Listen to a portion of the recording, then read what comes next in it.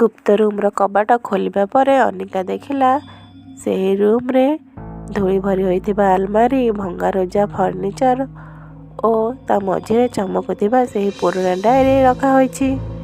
ଯେମିତି ସେ ସେହି ଡାଏରୀକୁ ଉଠାଇଲା, ଠିକ୍ ସେହି ସମୟରେ ସେହି ଡାଏରୀର ପୃଷ୍ଠା ଆପେ ଆପେ ଓଲଟିବାକୁ ଲାଗିଲା।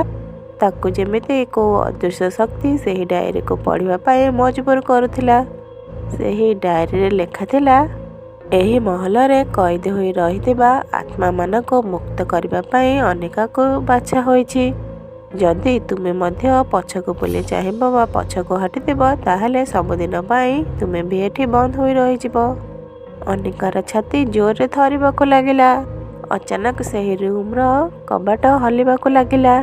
ପବନ ଜୋରରେ ବହିବାକୁ ଲାଗିଲା ଓ ଏକ ଥଣ୍ଡା ସ୍ୱର ଶୁଣାଗଲା, ତୁମେ ଡେରିରେ ଆସିଛ, ବହୁତ ଡେରି। ସେ କହିଲା, ମୁଁ ବି ଦିନେ ତୁମ ପରି ଏଠିକି ଆସିଥିଲି, ହେଲେ ମୁଁ ଭୁଲ କରିଦେଲି, ପଛକୁ ଦେଖିଦେଲି। ଅନିକା ବହୁତ ଡରିଗଲା, ହେଲେ ହିମ୍ମତ ଜୁଟା କରି କହିଲା, ତୁମକୁ କିପରି ମୁକ୍ତ କରାଯିବ? ସେହି ଧୂଆଁବାଲି ଝିଅଟି କହିଲା, ତୁମକୁ ଏହି ମହଲର ଅସଲି ରହସ୍ୟ ଖୋଜିବାକୁ ହେବ।